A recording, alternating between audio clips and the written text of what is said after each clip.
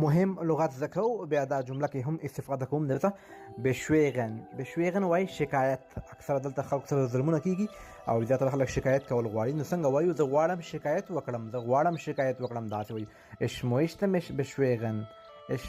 mich beschweren. زه غواړم شکایت وکړم.